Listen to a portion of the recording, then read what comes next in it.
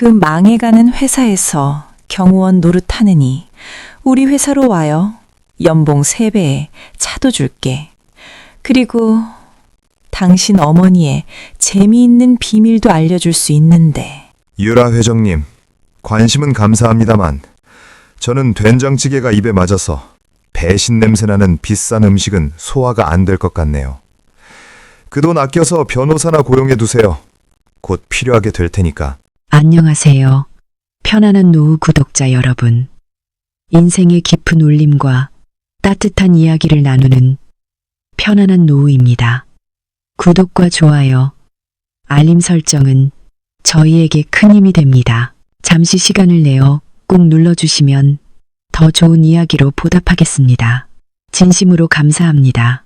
오늘 들려드릴 이야기는 군대 전역 후 오토바이 퀵 서비스를 시작한 한 청년의 이야기입니다. 그는 단돈 몇만 원을 벌기 위해 태운 한 대기업 대표 때문에 자신의 어머니에 대한 30년 넘게 숨겨져 온 충격적인 비밀과 마주하게 됩니다. 과연 그 비밀은 무엇이었을까요? 지금 바로 시작하겠습니다. 전역한 지 사흘째 되던 날, 저는 한 대기업 대표님을 모시고 시골의 친척을 찾아 나섰습니다. 하지만 그분이 던진 한마디 질문에 저는 그 자리에 얼어붙고 말았습니다. 그분이 찾던 사람이 바로 제 어머니였기 때문입니다. 저는 강남 고속버스터미널 근처 거대한 느티나무 그늘에 기대서서 이마에 송골송골 맺힌 땀을 닦아냈습니다. 초여름 서울의 아스팔트는 금방이라도 신발을 녹여버릴 듯 뜨거운 열기를 뿜어냈고 퇴근 시간의 차량 행렬은 아지랑이처럼 흐릿하게 보였습니다. 오늘로 제가 군복을 벗은 지 정확히 사흘째. 25의 저는 낡은 군용배낭과 달아빠진 옷 몇 벌, 그리고 가슴 안주머니에 소중히 챙겨 넣은 저녁 수당이 전 재산인 채로 삭막한 사회에 던져졌습니다. 제 이름은 준수입니다. 사람들은 군대에 다녀오면 철이 들고 어른스러워진다고들 하지만 솔직히 이 거대한 도시의 치열한 경쟁 속에서 저는 길 잃은 아이처럼 막막하기만 했습니다. 철통 같던 부대의 규율, 혹독했던 특수 수색 훈련, 생사를 넘나들던 전후에는 이제 당장 먹고 사는 문제, 즉 돈 걱정 앞에서 자리를 내줘야 했습니다. 시골집에는 어머니가 아들인 저를 애타게 기다리고 계십니다. 제 어머니의 이름은 혜진. 평생을 거친 노동으로 저 하나만을 위해 살아오신 분입니다. 제가 5살 때 아버지가 돌아가시고 어머니는 마을 끝자락의 낡은 집에서 홀로 저를 키우셨습니다.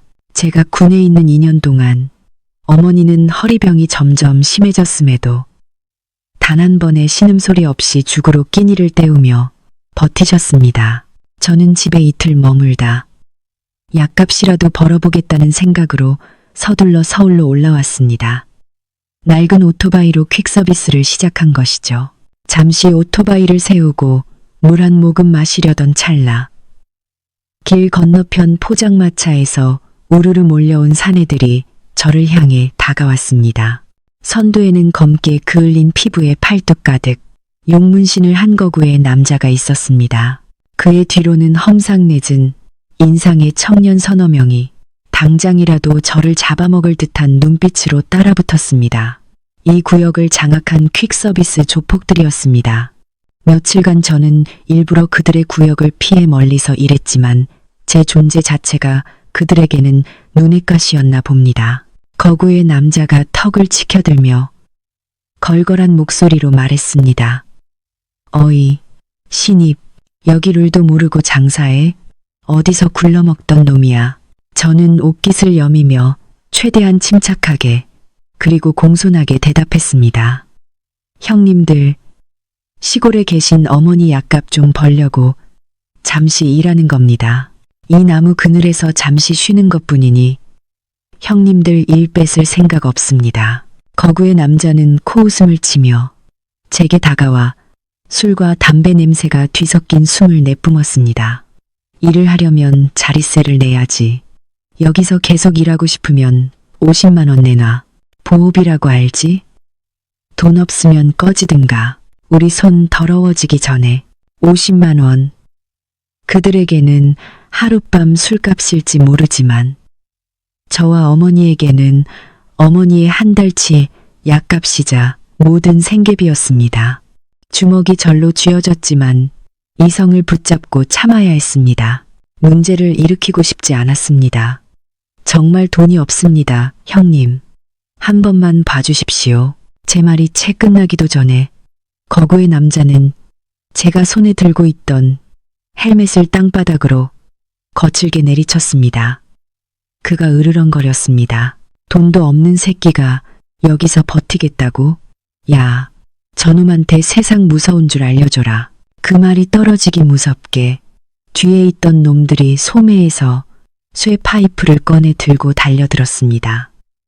그들은 무자비하게 흉기를 휘둘렀습니다. 그 순간 특수 수색대원으로서의 생존 본능이 제 안에서 폭발했습니다. 천근만근의 위기 속에서 시간은 느리게 흘렀습니다. 거리의 소음은 사라지고 오직 상대의 움직임에 모든 신경이 집중되었습니다. 첫 번째 놈이 달려들자 저는 가볍게 몸을 왼쪽으로 피했습니다. 놈의 쇠파이프는 허공을 갈랐습니다. 저는 즉시 왼손으로 상대의 손목을 쳐내고 오른손으로 옆구리를 가격했습니다. 간단한 동작이었지만 그 청년은 억소리를 내며 흉기를 떨어뜨리고 배를 감싸쥔 채 주저앉았습니다. 나머지 두 놈이 양쪽에서 동시에 달려들었습니다. 저는 숨을 깊게 들이마시고 무게중심을 낮췄습니다. 유술 기술을 이용해 오른쪽 놈의 힘을 빌려 왼쪽 놈을 밀어버리자 둘은 서로 부딪혀 비틀거렸습니다. 저는 상대를 제압할 뿐 치명적인 공격은 하지 않았습니다. 그들 역시 먹고 살기 위해 길을 잘못 든 사람들이라는 걸 알았기 때문입니다. 저는 오직 자신을 지키고 싶었을 뿐입니다. 우두머리인 거구의 남자는 부하들이 쓰러지는 것을 보자 괴성을 지르며 긴 쇠막대를 들고 제게 달려들었습니다. 그는 온 힘을 다해 위에서 아래로 쇠막대를 내리쳤습니다. 저는 물러서지 않고 오히려 한 발 앞으로 나아가 왼손으로 그의 손목을 막고 동시에 몸을 회전시켜 어깨로 그를 강하게 밀쳐냈습니다. 거대한 몸집의 사내는 그대로 나가떨어져 보도블록 위를 굴렀습니다. 저는 그에게 다가갔지만 더 이상 공격하지 않고 손을 내밀며 나직하지만 힘있는 목소리로 말했습니다. 말했잖소. 싸우고 싶지 않다고. 당신들도 먹고 살려고 일하는 거고 나도 마찬가지요. 사람 너무 막다른 길로 몰지 맙시다. 거구의 남자는 저를 올려다보았습니다. 그의 눈빛은 흉포함에서 경악과 두려움으로 바뀌어 있었습니다. 그는 순하고 가난해 보이는 이 청년이 결코 만만한 상대가 아님을 깨달은 것입니다. 그는 주섬주섬 일어나 옷에 먼지를 털고는 부하들에게 철수하라는 신호를 보냈습니다. 떠나기 전 그는 저를 돌아보며 미안하다는 듯 무언가 중얼거리더니 일행과 함께 골목 안으로 황급히 사라졌습니다. 저는 안도의 한숨을 내쉬며 바닥에 나뒹구는 헬멧을 주워 먼지를 털었습니다. 심장이 빠르게 뛰었습니다. 두려워서가 아니라 서글퍼서였습니다. 세상은 너무나 거칠었고 사람들은 왜 서로에게 폭력을 휘두르는 걸까요? 오토바이를 다시 세우고 다른 곳으로 가려고 시동을 걸려던 순간 등 뒤에서 부드럽고 중후한 목소리가 들려왔습니다. 실력이 아주 좋으시군요. 혹시 저 좀 태워주실 수 있겠습니까? 돌아보니 30대 후반으로 보이는 한 남자가 서 있었습니다. 그는 고급스러운 흰색 셔츠를 입고 있었지만 넥타이는 풀어헤친 채였고 손에는 낡은 가죽 서류 가방을 들고 있었습니다. 어딘가 모르게 그의 세련된 외모와는 어울리지 않는 모습이었습니다. 그의 얼굴에서는 지적인 강인함이 느껴졌지만 두 눈에는 깊고 아련한 슬픔이 담겨 있었습니다. 저는 잠시 망설이며 물었습니다. 어디까지 가시는데요? 제 오토바이가 좀 낡아서 승차감이 좋지 않을 겁니다. 남자는 희미하게 미소 지었습니다. 그 미소는 이상하리만치 따뜻했습니다. 괜찮습니다. 오토바이가 시원해서 더 좋습니다. 강원도 정선군 와이리로 가주세요. 요금은 평소의 2배로 드리겠습니다. 강원도 정선군 와이리라는 지명을 듣는 순간 저는 깜짝 놀랐습니다. 그곳은 바로 제 고향, 어머니가 살고 계신 곳이었습니다. 300km가 넘는 먼 거리였습니다. 거기는 왜 가십니까? 아주 외진 시골이라 길도 험한데요. 저도 모르게 호기심에 차 물었습니다. 남자는 한숨을 쉬며 해가 저물어가는 수평선을 멀리 바라보았습니다. 가족을 찾으러 갑니다. 제 인생 전체를 빚진 아주 중요한 분입니다. 그의 진실되고 간절해 보이는 표정에 저는 고개를 끄덕였습니다. 네, 타세요. 마침 저도 고향에 가는 길이니 기름값만 받겠습니다. 2배는 안 주셔도 됩니다. 저는 그렇게 말하고 그에게 헬멧을 건넸습니다. 남자는 제 등 뒤에 올라탔습니다. 낡은 오토바이는 시끄러운 소리를 내며 도시의 소음과 먼지를 뒤로하고 평화로운 시골을 향해 달리기 시작했습니다. 가는 내내 저녁바람이 귓가를 스쳤습니다. 뒷자리의 손님은 말이 거의 없었습니다.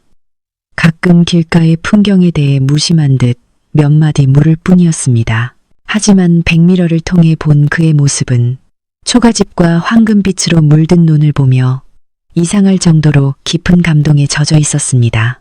저는 그 남자가 왠지 낯이 익다고 생각했습니다. TV나 신문에서 본 것 같았습니다. 그의 품에 있는 모습은 어디서나 눈에 띌 법했습니다. 그는 제가 부대에서 경제 뉴스 시간에 봤던 한 대기업의 젊은 대표와 똑같이 생겼습니다. 그렇게 부유하고 권력 있는 사람이 왜 제 가난한 고향 마을까지 오토바이를 타고 와서 가족을 찾는 걸까요? 마을 어귀에 도착했을 때 하늘은 이미 어둑해져 있었습니다. 익숙한 아궁이 연기 냄새, 멀리서 들려오는 개 짖는 소리, 찌르레기 우는 소리에 제 마음은 차분해졌습니다. 집에 돌아왔다는 안도감에 모든 피로가 사라지는 듯 했습니다. 저 안쪽으로 쭉 들어가 주세요. 오래된 감나무가 보이면 멈춰 주시고요. 남자가 제 어깨를 가볍게 두드리며 떨리는 목소리로 말했습니다. 저는 그의 말대로 했습니다. 오토바이는 울퉁불퉁한 흙길을 지나 낡은 대나무 숲을 통과했습니다. 그리고 저는 브레이크를 밟았습니다. 오토바이가 멈춘 곳은 이끼 낀 기와를 얹은 낡은 집. 감나무 그늘 아래 자리 잡은 바로 제 집 앞이었습니다. 시동을 끄고 발을 내리기도 전에 남자는 황급히 오토바이에서 내렸습니다. 그는 그 자리에 우뚝 서서 창문 틈으로 새어나오는 희미한 호롱불 빛이 비치는 낡은 집을 붉어진 눈으로 뚫어지게 쳐다보았습니다. 저는 극심한 충격에 휩싸였습니다. 심장이 가슴속에서 미친 듯이 뛰었습니다. 이 남자가 어떻게 우리 집을 아는 거지? 왜 우리 집 앞에서 저렇게 슬퍼하는 거지? 저는 헬멧을 벗고 그에게 다가가 떨리는 목소리로 물었습니다. 저기요, 여기서 누구를 찾으시는 겁니까? 여긴 제 집인데요.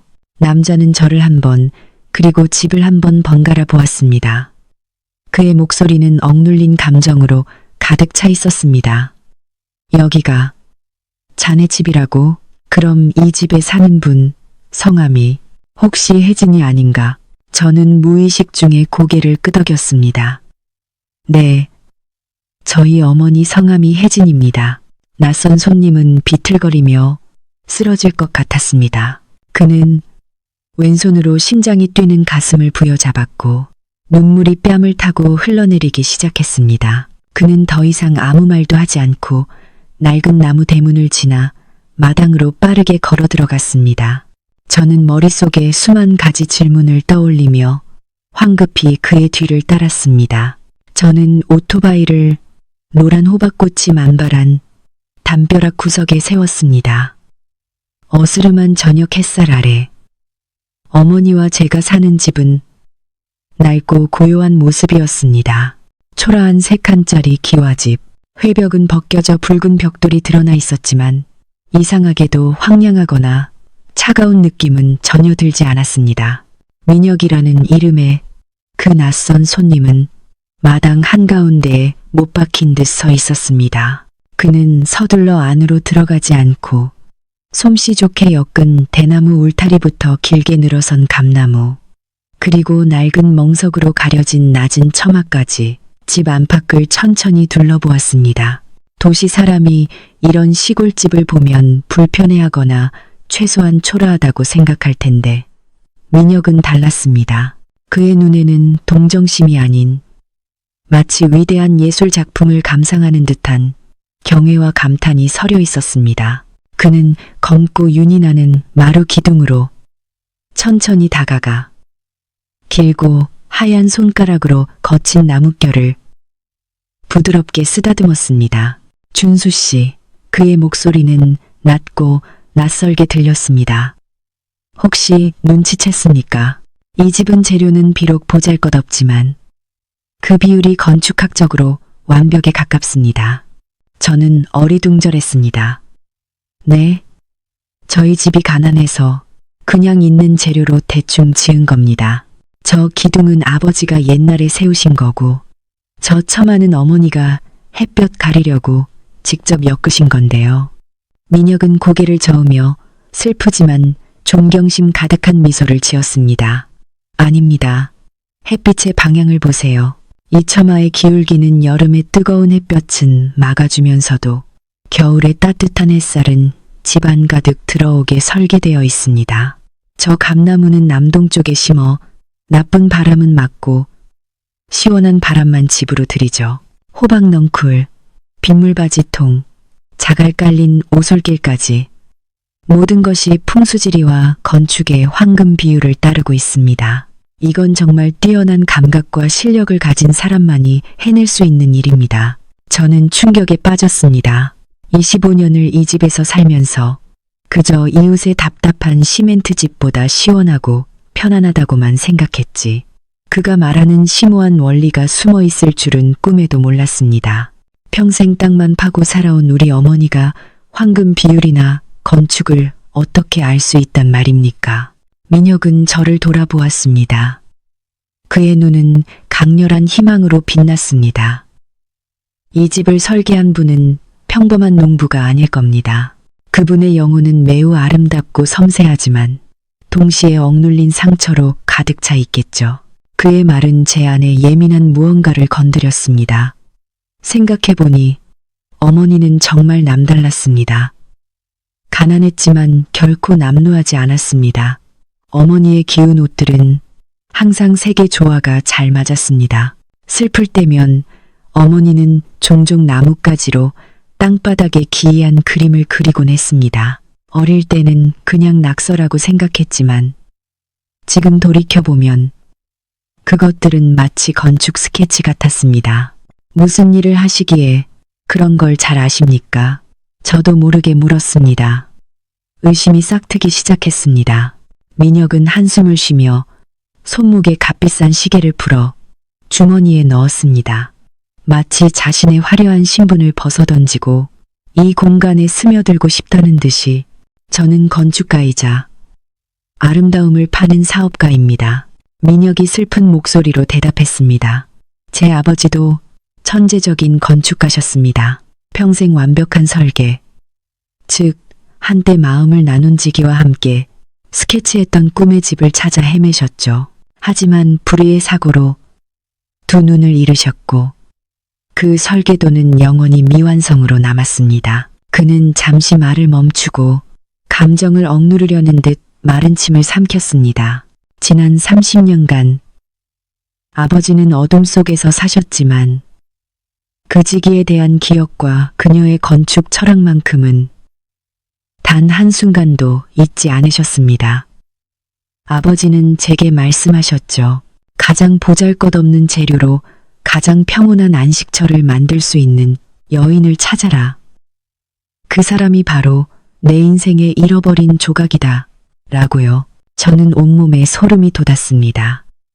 그의 이야기는 소설 같았지만 눈앞의 현실과 너무나도 맞아떨어졌습니다.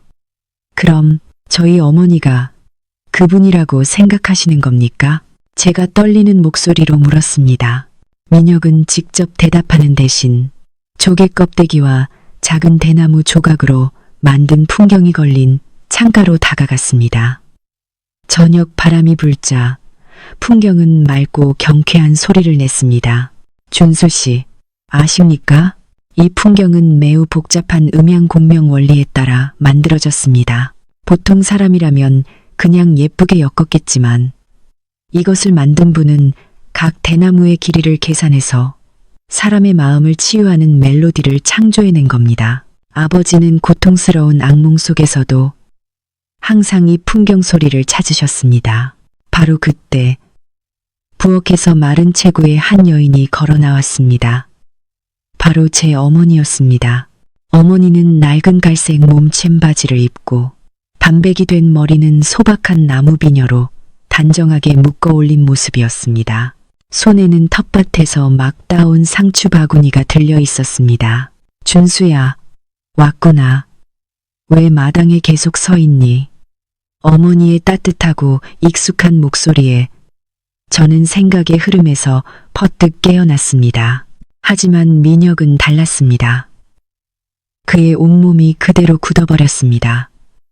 그는 어머니에게 등을 돌린 채 서 있었고 넓은 어깨는 미세하게 떨리고 있었습니다. 미친 듯이 뛰는 심장을 진정시킬 시간이 필요한 듯 보였습니다. 어머니, 저 왔어요.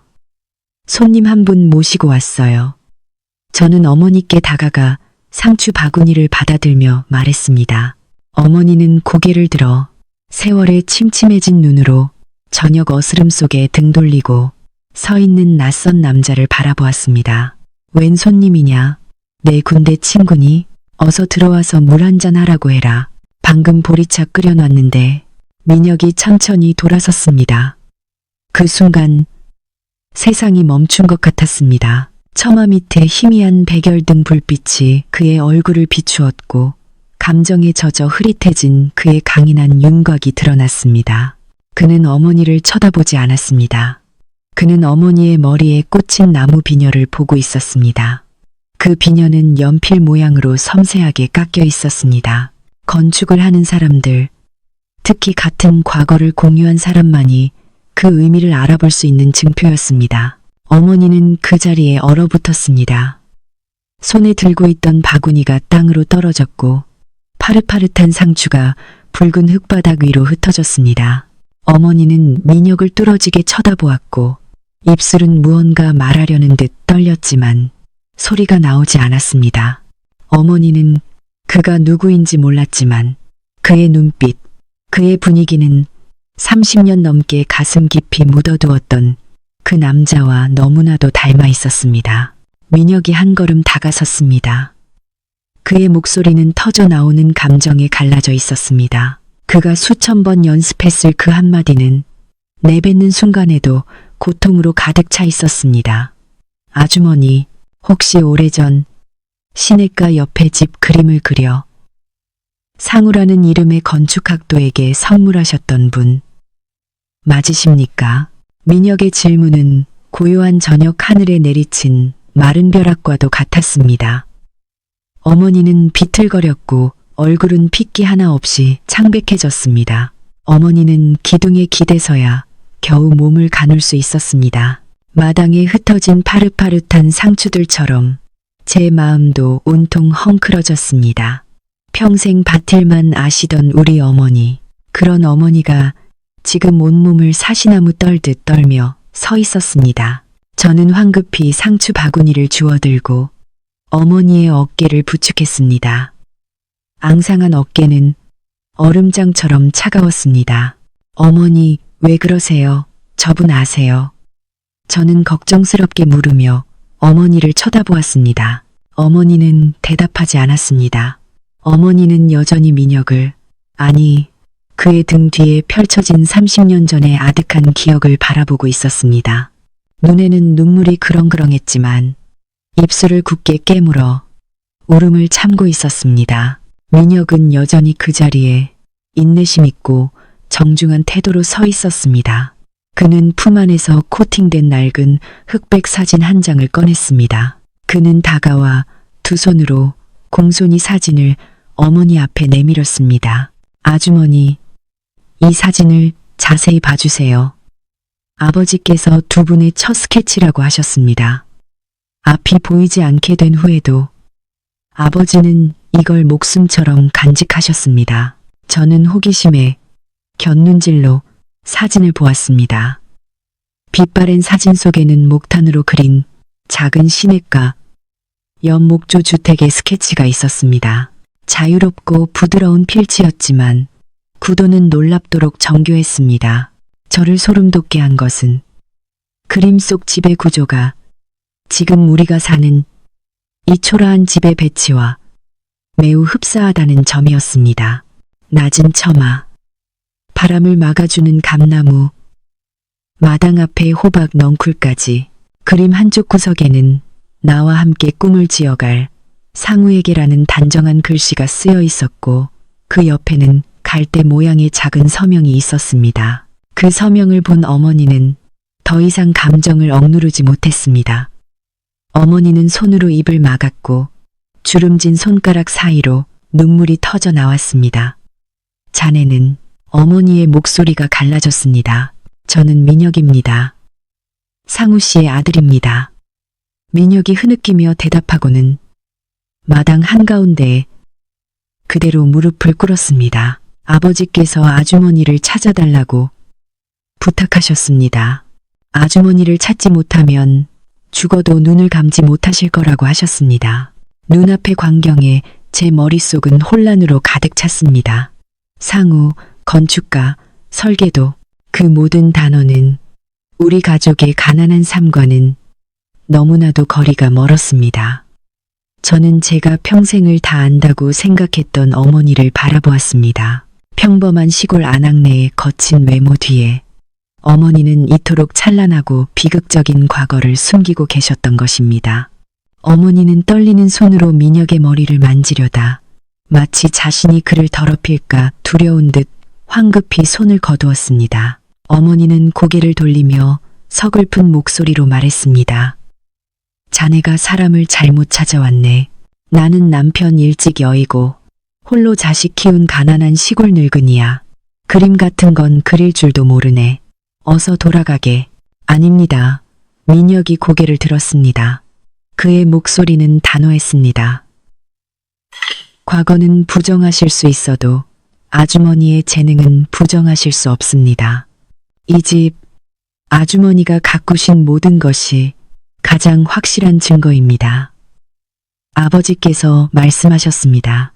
오직 옛날의 혜진이라는 여인만이 이처럼 공간을 통해 사람의 마음을 치유할 수 있다고요. 아주머니, 제 아버지는 이제 앞을 보지 못하십니다. 민혁의 마지막 말은 고요함 속을 가르는 비수와도 같았습니다. 어머니는 화들짝 놀라 돌아섰고 두 눈은 공포로 커졌습니다. 뭐라고? 상우 씨가 그이가 어떻게 됐다는 건가? 10년 전 공사 현장에서 사고가 있었습니다. 민혁이 고개를 숙이며 말했습니다. 화재 현장에서 사람을 구하려다 무너지는 건물에 깔리셨습니다. 두 눈을 잃으셨지만 아버지는 후회하지 않으신다고 했습니다. 그 말을 듣자 어머니는 통곡하기 시작했습니다. 반평생 넘게 억눌러온 울음이 터져 나온 것입니다. 어머니는 땅바닥에 주저앉아 사진을 마치 보물처럼 끌어안았습니다. 상우 씨, 왜 그렇게 힘든 삶을 살았어요? 저는 멍하니 서 있었습니다. 복잡한 생각들로 마음이 무거웠습니다. 저는 얼른 어머니를 부축해 집 안으로 모셨습니다. 민혁도 조용히 뒤따라 들어왔습니다. 희미한 등잔불 아래 어머니는 보리차를 한 모금 마시고 마음을 진정시켰습니다. 어머니는 죄책감 가득한 눈으로 저를 바라보았습니다. 준수야, 오랫동안 너를 속여서 미안하다. 그리고는 이야기를 시작하셨습니다. 어머니의 슬픈 목소리는 우리를 찬란했지만 고통스러웠던 젊은 시절로 데려갔습니다. 옛날 어머니는 건축학과의 재원이자 퀸이었습니다. 어머니와 상우 씨는 깊이 사랑하는 사이였고 자연과 조화를 이루는 친환경 건축에 대한 꿈을 함께 키워나갔습니다. 하지만 두 사람의 사랑은 상우 씨 집안의 극심한 반대, 그리고 경쟁사 회장의 딸인 유라라는 여자의 광기 어린 질투에 부딪혔습니다. 유라는 권력을 이용해 상우 씨 집안이 자신과 결혼하도록 압박했습니다. 내가 민혁이 너를 임신했을 때였어. 어머니는 민혁을 아픈 눈으로 바라보았습니다. 그 집안에서 나더러 아이를 지우고 떠나라고 협박했지. 그러지 않으면 네 아버지의 앞길을 완전히 막아버리겠다고 난 두려웠어. 나 때문에 네 아버지가 모든 것을 잃게 하고 싶지 않았단다. 그래서 모든 연락을 끊고 고향으로 도망쳐 온 거야. 저는 할 말을 잃었습니다. 그렇다면 민혁은 제 이부 형제였습니다. 그럼 저는요? 어머니는 저를 돌아보았습니다. 눈빛이 한결 부드러워졌습니다. 고향에 온 후 길에서 쓰러진 나를 내 할아버지, 할머니께서 구해주셨단다. 네 아버지는 몸은 좀 불편했지만 마음이 비단결처럼 고운 사람이었지. 갈 곳 없는 나를 가엾게 여겨 거두어 주었고 나는 그 은혜에 보답하고자 내 아버지와 결혼했어. 너는 네 아버지의 피를 이어받은 이 집안의 자랑스러운 아들이야. 나는 네 아버지께 평생의 은혜를 졌단다. 저는 안도의 한숨을 내쉬었지만 마음은 여전히 무거웠습니다. 어머니의 삶은 끝없는 희생의 연속이었던 것입니다. 민혁이 어머니를 바라보며 눈물을 흘렸습니다. 그는 어머니의 거친 손을 잡았습니다. 어머니, 제가 이제 어머니를 찾았어요. 아버지는 아직도 어머니를 기다리고 계세요. 평생 다른 여자는 만나지도 않으셨어요. 저 하나 키우면서 오직 어머니를 다시 모셔올 날만 기다리며 사업을 일구셨어요. 어머니는 고개를 가로저었습니다.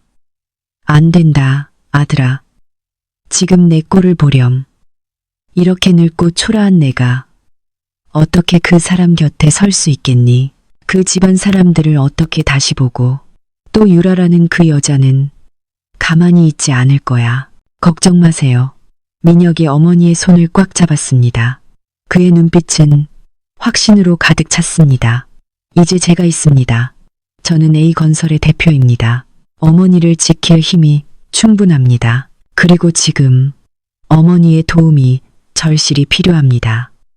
유라, 여자가 운영하는 경쟁사 때문에 회사가 큰 위기에 처해 있습니다. 그 여자가 또다시 아이디어를 훔쳐갔어요. 민혁은 저를 돌아보았습니다. 그리고 내 도움이 필요하다. 준수야, 너처럼 믿을 수 있고 배짱과 실력을 갖춘 사람이 필요해. 등 뒤에서 칼을 꽂는 비열한 놈들을 상대하려면 말이야. 저는 민혁과 어머니를 번갈아 보았습니다. 가슴속에서 뜨거운 무언가가 끓어올랐습니다. 군인의 피가 다시 뛰기 시작했습니다. 더 이상 어머니가 이렇게 힘들게 사시게 둘 수 없었습니다. 또한 방금 만난 형과 불쌍한 아버지가 악당들에게 당하게 내버려 둘 수도 없었습니다. 어머니, 제가 어머니의 손을 잡았습니다. 형 말이 맞아요. 우린 평생을 도망치며 살았어요. 이제는 맞서 싸워야 할 때예요. 제가 어머니와 함께 갈게요. 어머니와 형을 제가 지키겠습니다. 민혁이 고개를 끄덕였습니다. 그는 자리에서 일어나 제 눈을 똑바로 쳐다보며 그 심각성에 온몸의 소름이 돋을 만한 질문을 던졌습니다. 이것이 바로 앞으로 닥칠 전쟁의 서막이었습니다. 준수야, 나와 함께 서울로 가서 호랑이 굴로 직접 들어가 보지 않겠나? 가장 교활하고 비열한 자들과 맞서 싸워서 우리 가족의 정의를 되찾는 일에 함께 해주겠나? 저는 벌떡 일어났습니다. 하겠습니다. 저와 민혁이 맞잡은 손은 뼈마디가 아릴 정도로 강했습니다. 그것은 단순한 악수가 아니었습니다. 두 형제의 피가 섞이는 순간이었고 생사를 건 맹세였습니다. 한 사람은 꿈을 그리는 펜을 잡았고 다른 한 사람은 평화를 지키는 총을 잡았습니다. 이제 우리는 인생에서 가장 소중한 한 여인을 지키기 위해 같은 전선에 섰습니다. 어머니는 우리 둘을 바라보며 소리 없이 눈물을 흘렸습니다. 어머니는 다가와 앙상한 두 팔로 두 아들을 한꺼번에 끌어안았습니다. 이 낡은 초가집이 이토록 완전한 온기로 가득 찼던 적이 있었을까요? 자, 옛날 이야기는 그만하자. 어머니는 눈물을 훔치며 우리를 놓아주었습니다. 둘 다 먼 길 오느라 배고플 텐데 내가 뭐라도 차려줄게. 변변한 건 없지만 그래도 텃밭 채소는 실컷 먹을 수 있단다. 민혁이 황급히 어머니의 손을 잡았습니다. 어머니, 진수성찬은 필요 없어요. 저는 그냥 어머니가 해주신 밥이 먹고 싶어요.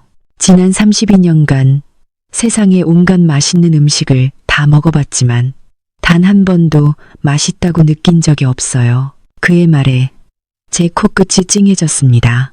저는 부엌으로 가 어머니를 도와 아궁이에 불을 지폈습니다. 민혁도 하얀 셔츠 소매를 걷어붙이고 어색한 자세로 앉아 상추를 다듬었습니다. 최고급 세단과 냉방 잘된 사무실에 익숙할 대기업 대표가 삐걱거리는 대나무 평상에 쪼그려 앉아 상추잎을 씻는 모습을 보니 마음속에 형언할 수 없는 감정이 차올랐습니다.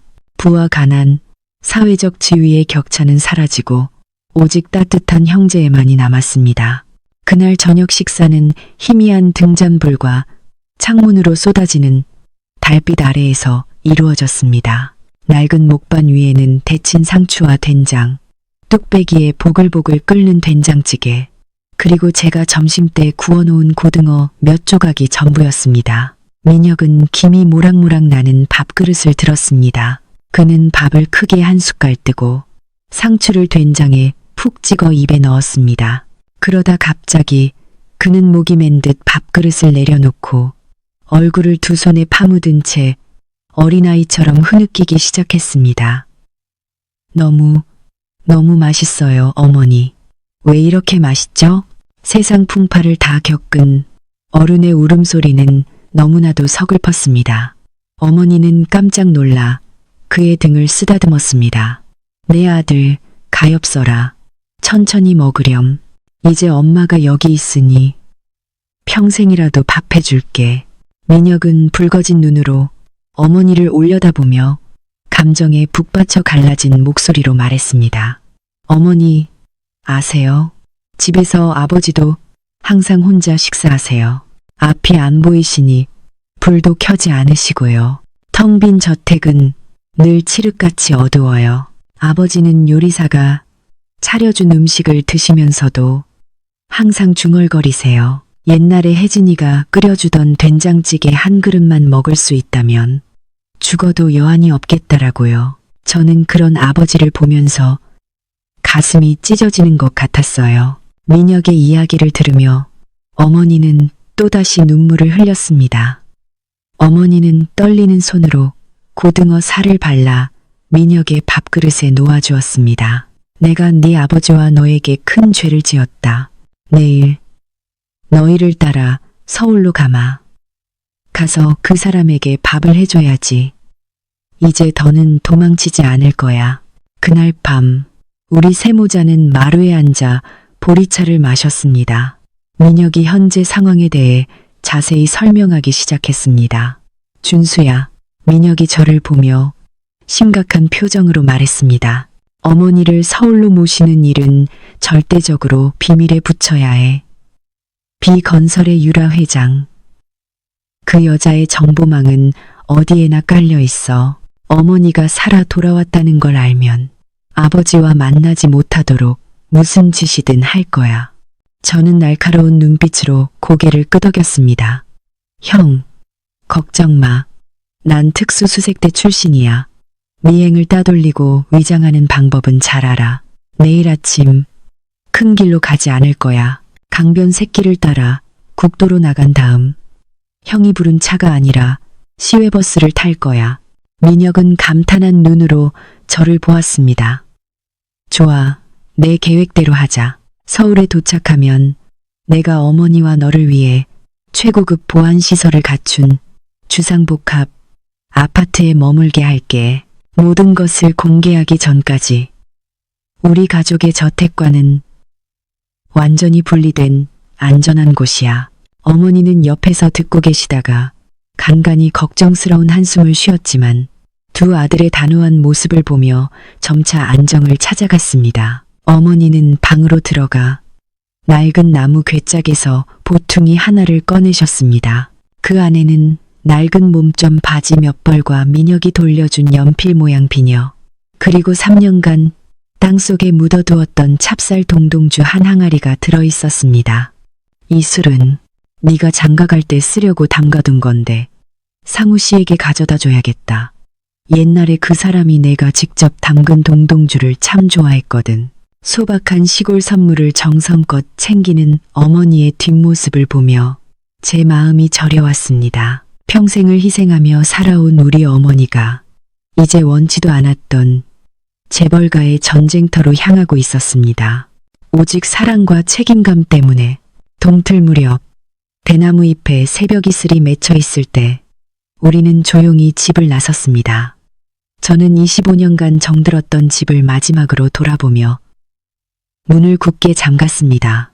대나무 살인문이 닫히고 이끼 낀 마당이 그 뒤로 사라졌습니다.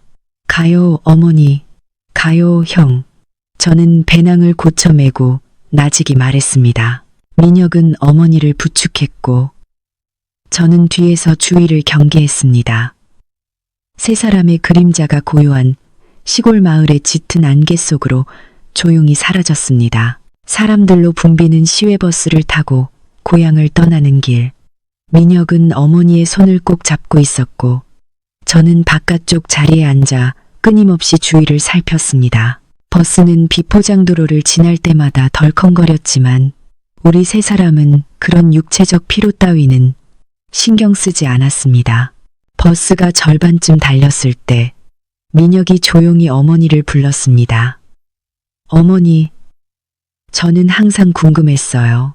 유라 회장은 왜 그토록 어머니를 증오하고 막다른 길로 몰아넣으려고 했을까요? 그 여자는 돈, 지위, 심지어 가문의 후광까지 모든 걸 가졌잖아요.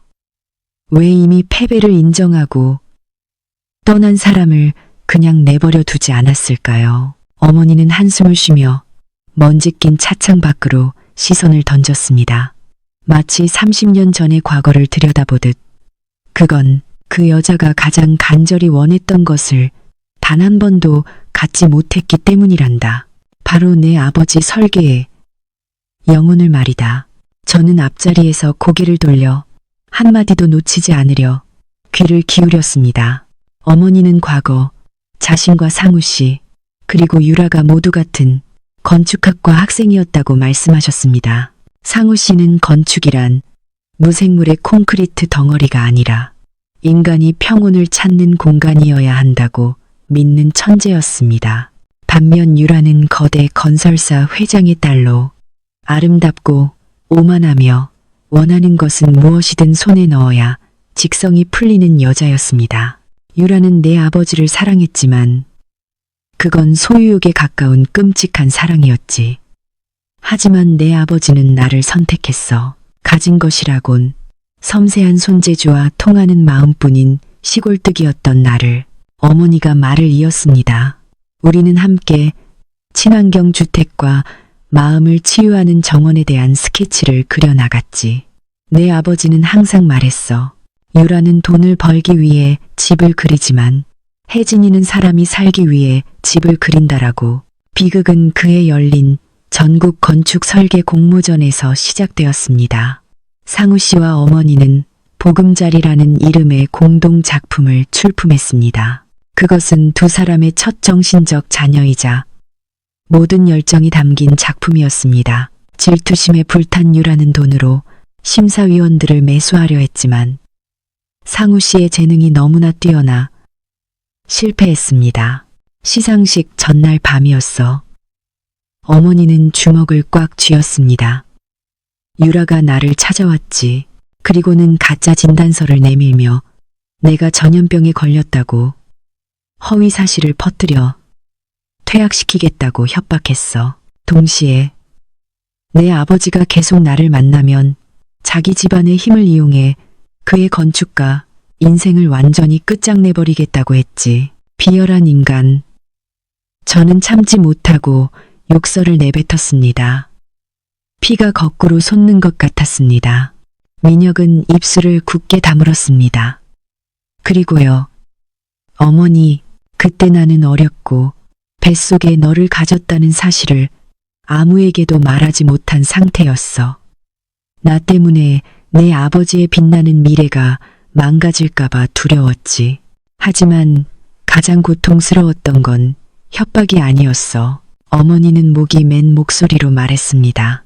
유라가 내 아버지의 핵심 아이디어가 담긴 스케치북을 훔쳐간 거야. 그리고는 그 아이디어들을 교묘하게 베껴서 자기 집안 회사 이름으로 발표해버렸지. 내 아버지는 그 사실을 알았지만 물증이 없어서 아무것도 할 수 없었단다. 그럼 비건설은 아버지와 어머니의 아이디어를 훔쳐서 제국을 건설한 거군요. 민혁이 얼음장 같은 목소리로 물었습니다. 어머니는 눈물을 흘리며 고개를 끄덕였습니다. 그래. 비건설이 오늘날처럼 커진 건 상당 부분 그 여자가 그때 훔쳐간 아이디어 덕분이야. 하지만 아들아, 자기 것이 아닌 것은 영원히 영혼을 담을 수 없단다. 그 여자의 건축물들은 화려하고 사치스럽지만 항상 따뜻함이 부족했지. 네, 아버지도, 업계 전문가들도, 그리고 유라 자신도 그 사실을 알고 있었어. 그래서 그 여자가 나를 증오하는 거야. 아이디어를 훔칠 수는 있어도 나와 내 아버지만이 이해하는 그 영혼을 만들어낼 수는 없었으니까. 저는 어머니를 보며 무한한 존경심을 느꼈습니다. 낡은 몸잼 바지를 입은 이 여인이 거대한 건축 제국의 영혼을 쥐고 있었던 것입니다. 그래서 제가 아버지의 철학을 이어받아 A 건설을 일으키려 하자 그 여자가 다시 두려움을 느낀 거군요. 민혁이 분석했습니다. 과거가 반복될까봐, 진실이 드러날까봐 두려워하는 거죠. 우리 회사에 스파이를 심고 새로운 디자인을 훔치는 것도 그저 옛날 버릇을 반복하는 것뿐이고요. 어머니는 민혁의 손을 잡았습니다. 어머니의 목소리는 그 어느 때보다 단호했습니다. 이번에는 도망치지 않을 거다. 나는 이미 네 아버지를 반평생 넘게 홀로 싸우게 했어. 이제 늙어서 잃을 것도 없지만 너희와 내 아버지를 위해서라도 반드시 정의를 되찾을 거야. 버스는 서울 시내로 진입하기 시작했습니다. 이른 아침 안개 너머로 마천루들이 모습을 드러냈습니다. 최상의 품격을 건설합니다. 라는 슬로건이 적힌 비건설의 거대한 광고판이 눈에 들어왔습니다. 그 옆에는 보석으로 치장한 중년의 유라 회장이 오만한 미소를 짓고 있는 사진이 있었습니다. 저는 그 광고판을 보고 다시 어머니와 민혁을 보았습니다. 한쪽은 속임수로 쌓아올린 거짓된 화려함. 다른 한쪽은 사랑으로 가득한 진실되고 소박한 모습이었습니다. 형, 제가 입을 열었습니다. 그 여자에게는 돈, 권력, 스파이가 있지만 딱 한 가지가 없어. 그게 뭔데? 가족이 없어. 그 여자 곁에는 돈 때문에 일하는 하수인들 뿐이지만 우리에겐 서로가 있잖아. 그리고 가장 중요한 건 우리가 원본이라는 거야. 아무리 정교한 복제품도 절대 원본을 이길 수는 없어. 민혁이 미소를 지었습니다. 제가 만난 일에 가장 환한 미소였습니다. 그는 제 어깨를 두드리며 말했습니다. 멋진 말이다, 동생. 전쟁터에 온 걸 환영한다. 이제부터 그 여자에게 진실의 힘이 얼마나 무서운지 보여주자. 버스는 서울 고속버스 터미널에 멈췄습니다. 우리는 인파 속으로 걸어 들어갔습니다. 제가 앞장서서 길을 열었고 민혁은 어머니를 부축하며 뒤따랐습니다. 택시는 우리 세 사람을 외교단지 근처의 한 고급 주상복합 아파트 앞에 내려주었습니다. 이곳은 민혁이 오래전에 비밀리에 사둔 곳으로 회사의 최측근조차 모르는 은신처였습니다. 민혁이 카드키를 대자 25층의 문이 열렸고 화려한 인테리어의 펜트하우스가 눈앞에 펼쳐졌습니다. 대리석 바닥, 크리스털, 샹들리에, 그리고 서울의 전경이 한눈에 들어오는 거대한 통유리창. 하지만 이 집 역시 민혁처럼 차갑고 외로운 기운을 풍겼습니다. 사람의 온기나 음식 냄새 없이 모든 것이 무서울 정도로 정돈되어 있었습니다. 어머니는 낡은 고무신을 조심스럽게 벗어두고 맨발로 차가운 대리석 바닥을 밟았습니다. 어머니는 어리둥절한 표정으로 주위를 둘러보았고 손에는 동동주, 항아리가 든 보퉁이를 꼭 쥔 채였습니다. 이 화려함 속에서 어머니는 너무나도 작고 이질적으로 보였습니다. 어머니, 앞으로 어머니와 준수가 여기서 지내실 거예요. 민혁이 말했습니다. 여긴 보안이 철저해서 낯선 사람은 절대 올라올 수 없으니 안심하고 쉬세요. 어머니를 가장 큰 침실로 안내한 후 민혁은 저에게 발코니로 나오라는 신호를 보냈습니다. 고층의 바람은 도시의 거친 숨결을 실어와 세차게 불었습니다. 민혁은 셔츠 단추 2개를 풀고 난간에 기댔습니다. 그의 눈빛은 어머니와 함께 있을 때의 부드러움은 온데간데 없이 거대한 폭풍 앞에선 A건설 대표의 날카로운 눈빛으로 변해 있었습니다. 준수야, 그가 더 이상 격식을 차리지 않고 제 이름을 불렀습니다. 내 도움이 필요하다. 저는 팔짱을 끼고 똑바로 서서 말했습니다. 형, 말만 해. A건설은 지금 큰 위기에 처해 있어. 우리는 창의력과 독창성으로 승부하는 인테리어 디자인 회사야. 그런데 지난 2년간 우리가 새로운 아이디어를 구상해서 발표하기도 전에 유라의 B건설이 거의 똑같은 디자인을 30%나 싼 가격으로 시장에 내놓고 있어. 제가 미간을 찌푸렸습니다. 어떻게 그런 우연이 아니야. 민혁이 씁쓸하게 웃었습니다. 도둑질이지. 그 여자, 우리 회사 핵심 간부 중에 스파이를 심어놨어. 그놈이 설계도, 프로젝트 정보, 심지어 VIP 고객 명단까지 저쪽으로 빼돌리고 있어. 배신자가 있다는 건 알지만 누군지 아직 못 찾았어. 너무 교묘하게 움직여서 컴퓨터 시스템에는 흔적조차 남지 않아. 그는 주머니에서 직원 카드와 미리 준비한 서류를 꺼냈습니다. 네가 우리 회사에서 일해줬으면 좋겠다. 공식적인 직함은 대표이사 비서 겸 보안팀장이지만 진짜 임무는 우리 회사를 갉아먹고 있는 그 쥐새끼를 잡아내는 거야. 저는 제 이름과 보안팀장 황준수라고 적힌 카드를 받아들었습니다. 전싸움하고 현장 수색은 잘하지만 디자인이나 사무실 컴퓨터는 전혀 몰라요. 민혁은 고개를 저었습니다. 네가 그림을 그릴 필요는 없어. 나에겐 수백 명의 뛰어난 건축가가 있지만 이 일을 맡길 만큼 절대적으로 신뢰할 수 있는 사람은 없어. 그 스파이는 IT팀의 감시를 피하려고 아주 원시적인 방법을 써.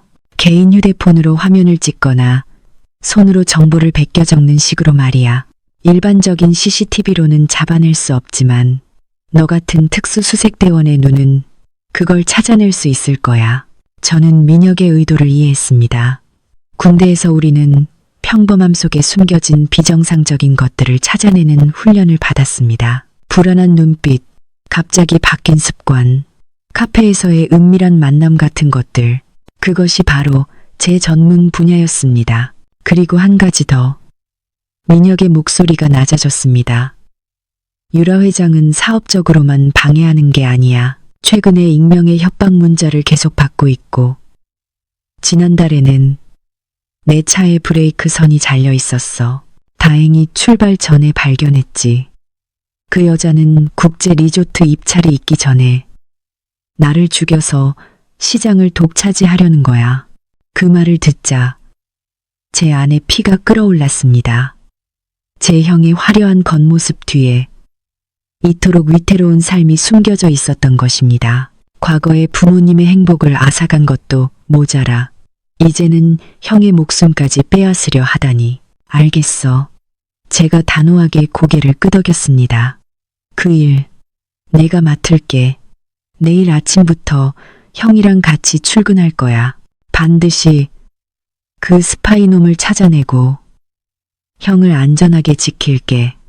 민혁이 제 어깨를 강하게 두드렸습니다. 그날 오후 민혁은 제게 잘 맞는 검은색 정장 한 벌을 주었습니다. 저는 깨끗하게 씻고 수염을 깎고 머리도 단정하게 잘랐습니다. 거울 앞에 섰을 때 저는 제 자신을 거의 알아보지 못했습니다. 어제의 초라하고 검게 그을린 퀵서비스 기사는 사라지고 날카로운 눈빛과 남성적인 얼굴선을 가진 군인의 기백이 느껴지는 세련된 남자가 서 있었습니다.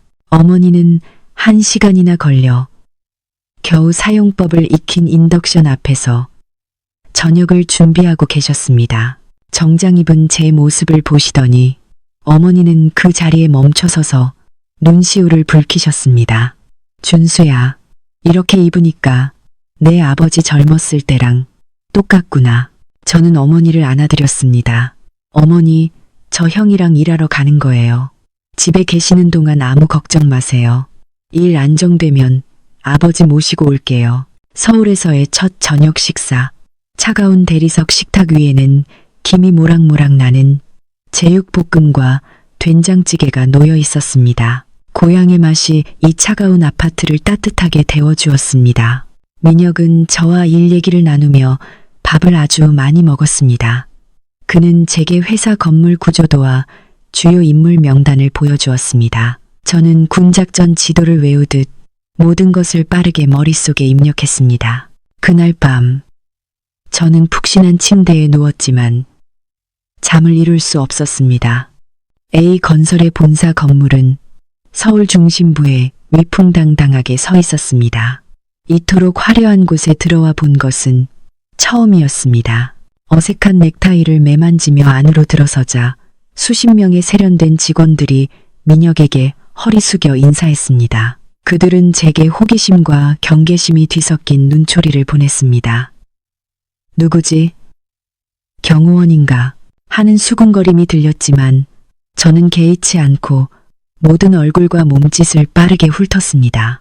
적은 결코 이마에 적이라고 써 붙이고 다니지 않는다는 것을 잘 알았기 때문입니다. 주간 회의가 시작되었습니다. 저는 회의실 뒤편에 서서 방 전체를 살폈습니다.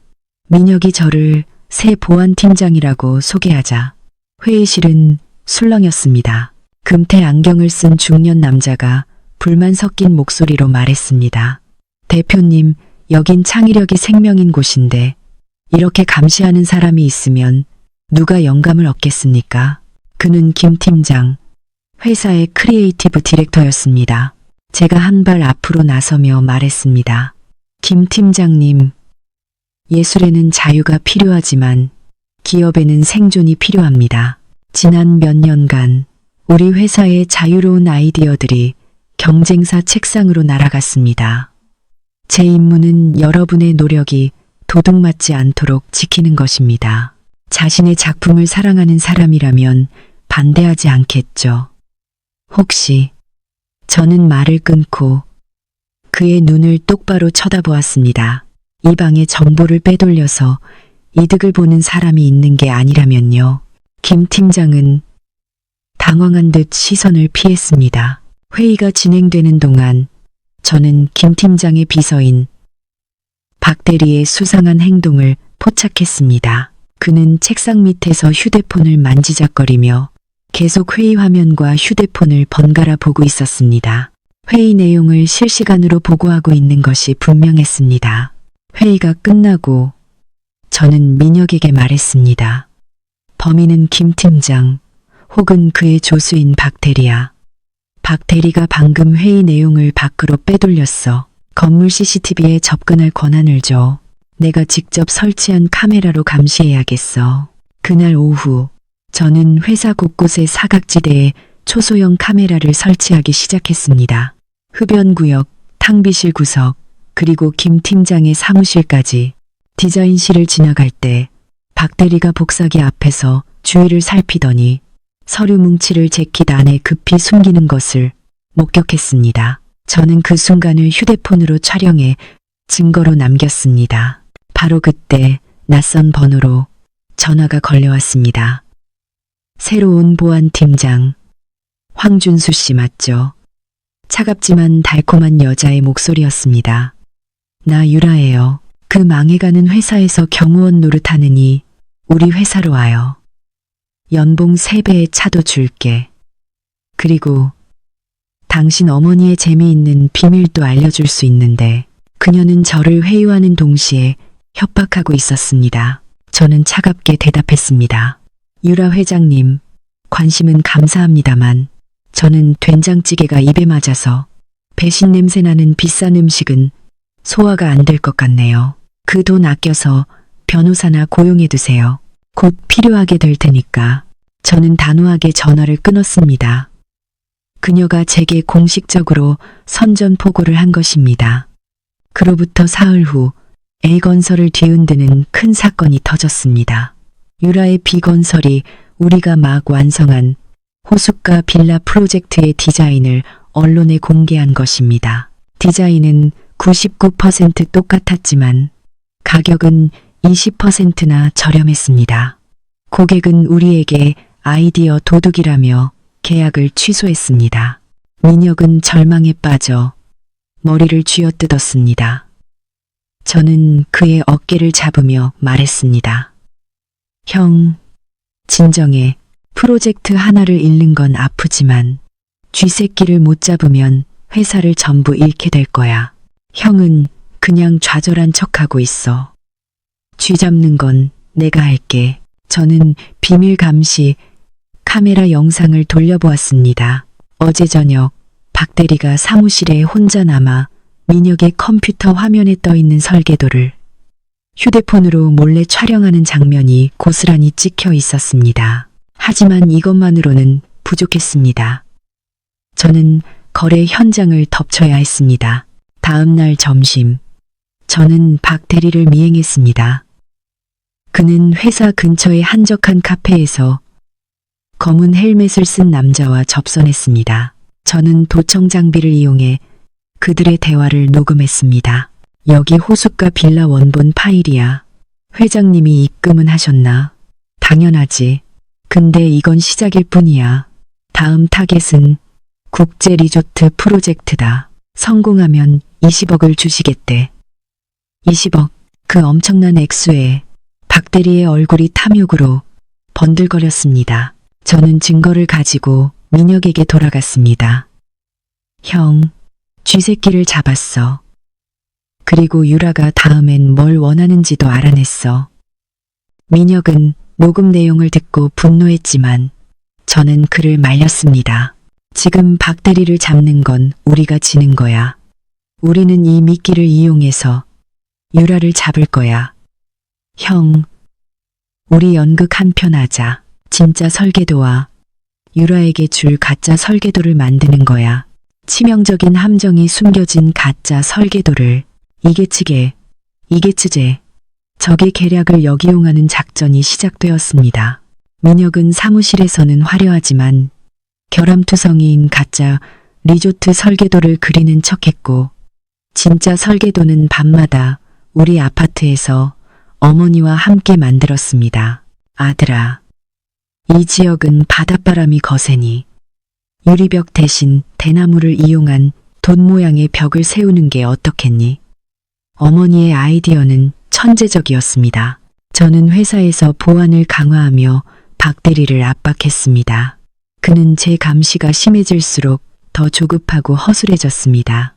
마침내 우리는 박대리가 가짜 설계도를 훔쳐가도록 무대를 꾸몄습니다. 저는 박대리가 자신의 개인 이메일로 가짜 설계도 파일을 전송하는 모든 과정을 비밀 카메라로 녹화했습니다. 국제 리조트 프로젝트 입찰 당일 수많은 취재진과 업계 거물들이 모인 컨퍼런스 홀은 팽팽한 긴장감으로 가득했습니다. 화려한 드레스를 입은 유라 회장이 우리 앞으로 다가와 비웃었습니다. 조카님, 아버지가 눈이 멀어서 다행이네. 평생 일군 회사가 망하는 꼴은 안 봐도 될 테니. 민혁은 차갑게 응수했습니다. 걱정해 주셔서 감사합니다. 저희 아버지는 눈은 멀었어도 마음은 밝으시죠. 눈앞의 함정도 못 보고 스스로 걸어 들어가는 어떤 분과는 다르게요. 예상대로 유라의 비건설이 먼저 발표를 시작했습니다. 스크린에는 우리가 흘린 가짜 설계도가 화려한 3D 영상으로 펼쳐졌습니다. 특히 바닷속에 짓는다는 해저와인 저장고는 모든 사람의 탄성을 자아냈습니다. 유라는 의기양양하게 발표를 마쳤고 올해와 같은 박수 소리가 터져 나왔습니다. 드디어 민혁의 차례였습니다. 그는 단 하나의 USB만 들고 단상에 올랐습니다. 여러분, 우리는 부를 과시하기 위해 건물을 짓습니까? 아니면 평온을 찾기 위해 건물을 짓습니까? 민혁의 질문에 장내는 조용해졌습니다. 방금 보신 아름다운 궁전에는 치명적인 위험이 숨어 있습니다. 그 지역은 지반이 약해 해저 구조물을 지으면 3년 안에 붕괴할 위험이 있습니다.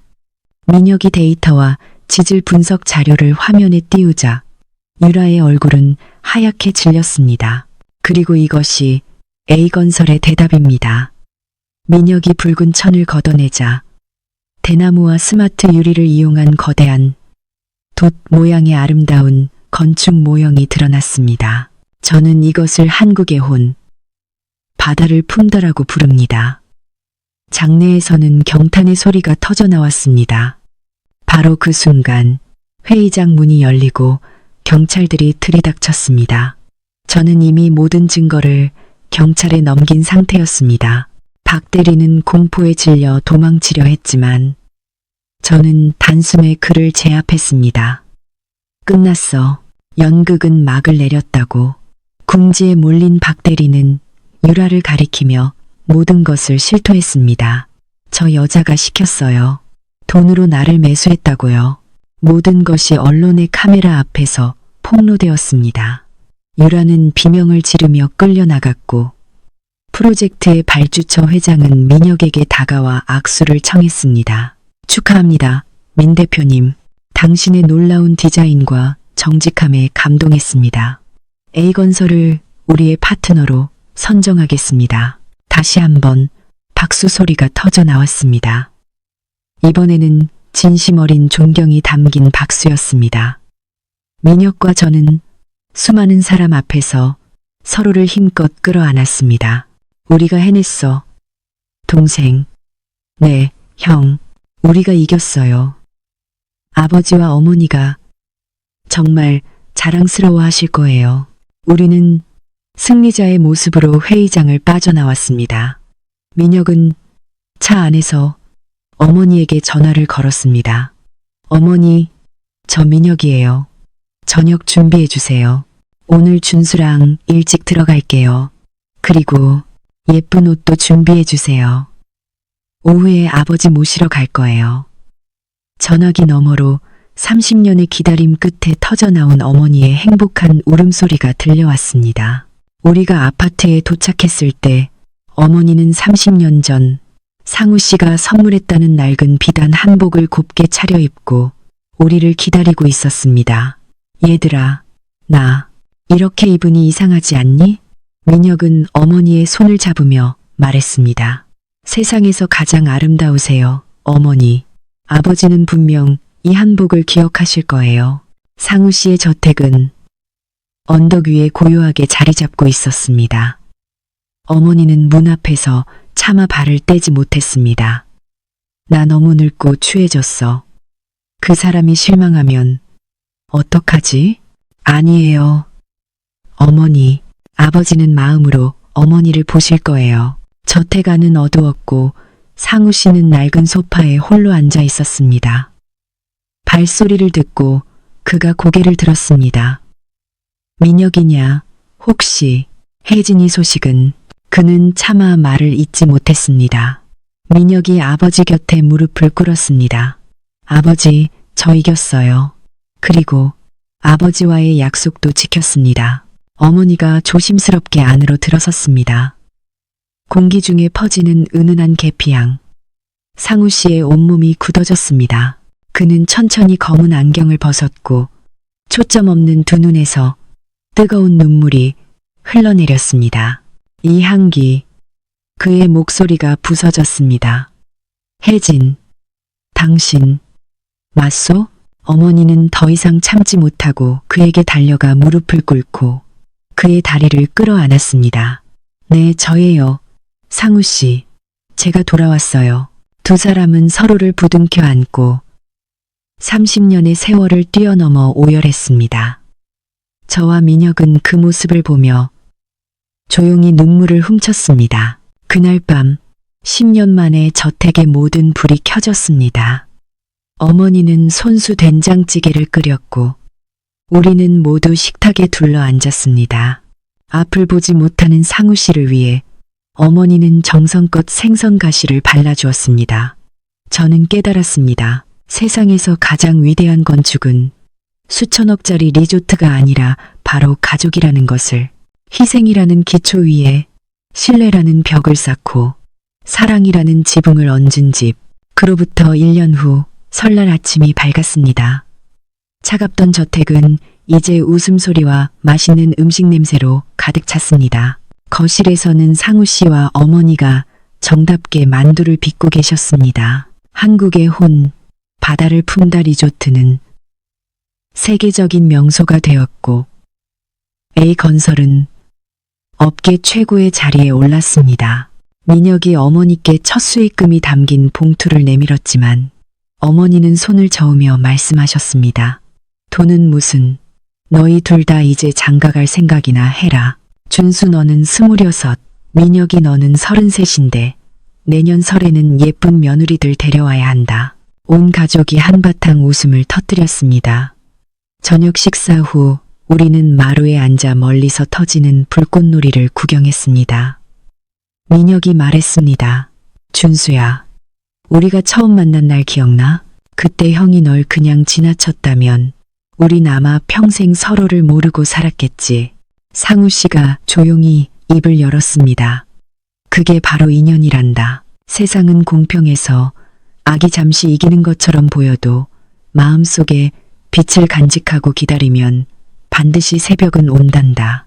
그는 어머니의 손을 꼭 잡았습니다. 돌아와줘서 고맙소. 혜진, 당신 덕분에 내 어두운 세상이 다시 빛을 보게 되었소. 어머니는 아버지의 어깨에 머리를 기댔습니다.